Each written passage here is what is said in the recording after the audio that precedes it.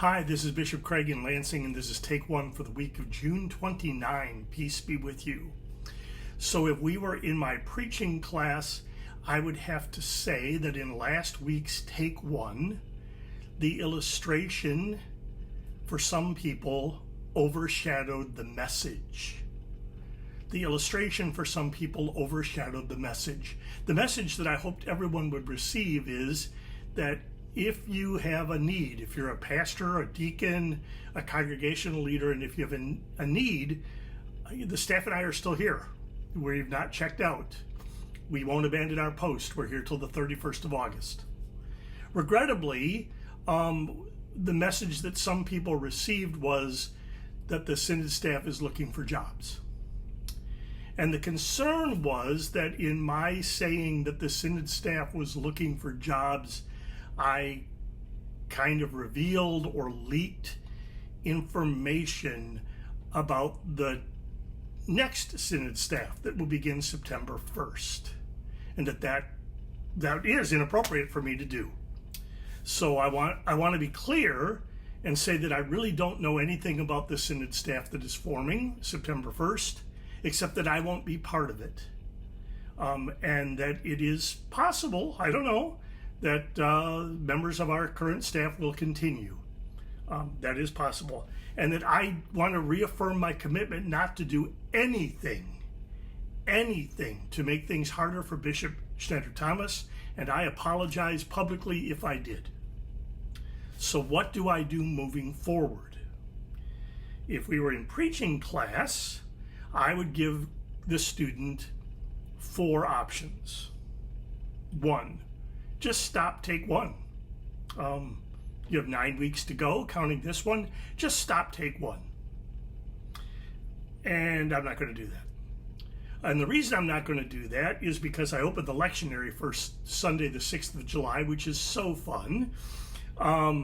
And Jesus is sending out the 70 to prepare people for Jesus himself who is coming. And we're to proclaim the gospel. And I know, because people have told me, that people hear the gospel in these Take Ones, and some people use these Take Ones to get thinking about their sermons early in the week. So I'm not going to stop doing Take One. Secondly, I can realize that some people hear these Take Ones through a certain filter, and that filters what they hear, and they react. So if your filter is he's revealing things he shouldn't, you will certainly hear me revealing things I shouldn't. We all know that that's one of the perils about preaching on the 4th of July. Some people come to church knowing what they expect to hear on the 4th of July, and if they don't hear it, there's trouble. So I can recognize that, as Jesus says in the gospel reading, I'm sending these Take Ones out as sheep among wolves. And I can put on my emotional armor and be ready. And if I was going to be here longer, I would do that. But, I have 9 weeks to go, and I'm tired of being a lamb chop. So we're not going to just keep going as we are. Third, I could script Take One, have it vetted, memorize it, and say it like I do a sermon. Too much work. Not going to do that. So the fourth thing we're going to do, and the one I'm going to do, is really to step away or to stop talking about things related to the Synod on these Take Ones. I'm going to need to do that, and I'm planning to do that. I understand that I'm going to do that beginning in September. So I'm going to begin a little early. If I seem to be tripping over the boundary, then the best thing for me to do is to step way back from the boundary. So I'm going to stop talking about the Synod. Doesn't mean I'm off duty, doesn't mean I don't care, but I don't want to make things harder, so I'm going to stop talking about the Synod on these videos. So with that said, I want to say 3 things, I guess. First, I am worried that we are living in a time where when people say things that we disagree with or they make us uncomfortable or upset us, we want to shut them down and silence them. It's on the news this morning where President Trump has said that we obliterated Iran And some are saying, no, we significantly damaged Iran. And some are saying, we don't know yet. And from the White House, we hear that unless you say completely obliterated, you're demeaning President Trump. If we bring that kind of attitude to church with us, that unless we agree with it, it must be wrong or meant to sabotage someone, then we are going to lose some dimensions of the gospel. Probably the societal dimensions of the gospel. Because this week, if you want to know where Jesus is, I think he's probably in Iran, or maybe he's at the alligator Alcatraz. If you don't know what that is, Google. So we need to be careful about how we shut people down. The second thing I would say is that I'm releasing my first edition of my personal newsletter on July 1st. It's called Notes from the Doc. And there I'm going to say what I think and what I feel and what I experience, and I'm going to say it. I'm not going to be unnecessarily mean about it, but I'm going to say what is true for me. So if you don't like it, don't read it. And if you read it and don't like it, unsubscribe to it. And if everybody unsubscribes to it, I'll stop writing it. And then the third thing I'd say is Take One will get back to normal the first week in September, only on another network. So the way to find out what the new network is to subscribe to my newsletter and wait for the September edition. Or maybe I'll trip over my own boundary and reveal something I shouldn't on a Take One. We'll see. So with all that said, let's look at the readings. I talked about the gospel reading. Jesus sends out the 70 to proclaim. Jesus makes them vulnerable. He says, I send you out as sheep in the midst of wolves, carry no bag, no money in their belts.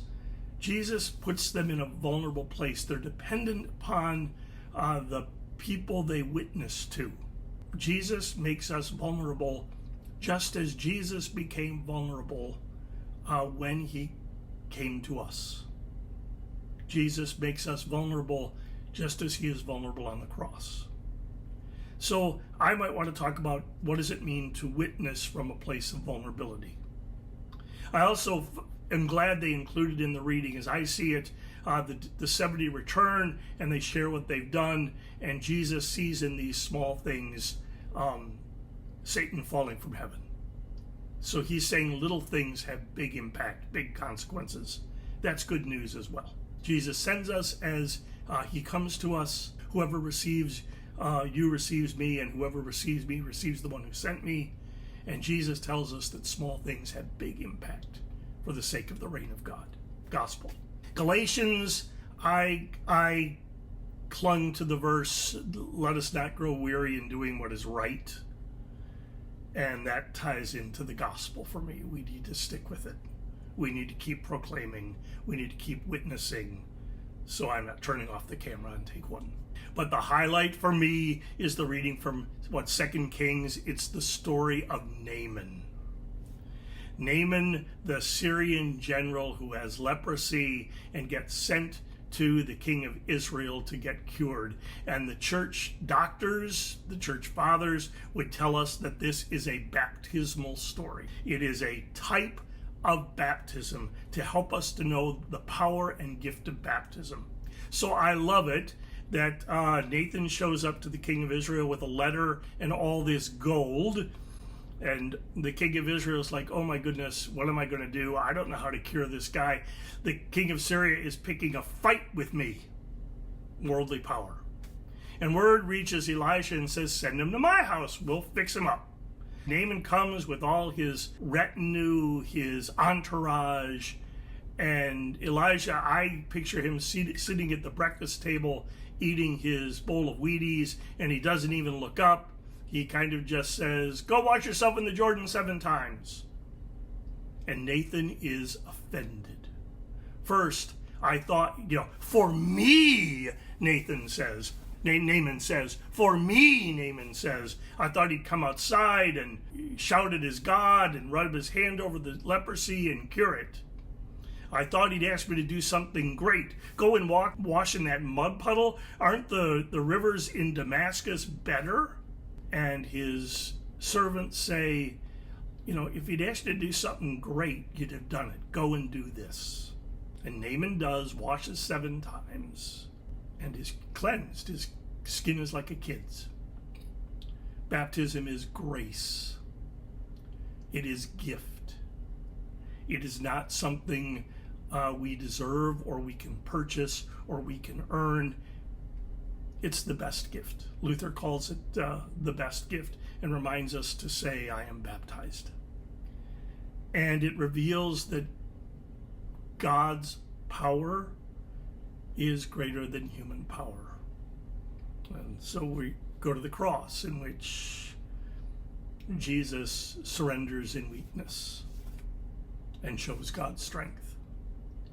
So baptism is a gift that brings us healing and life, and we don't have to do anything. There's nothing we can do except receive it. It's really good news. How does this all play into the 4th of July?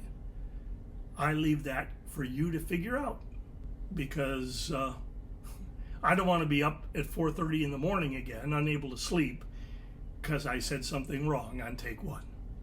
I'm Bishop Craig, and this is Take One, and may the peace of Christ be with you always. Please take care.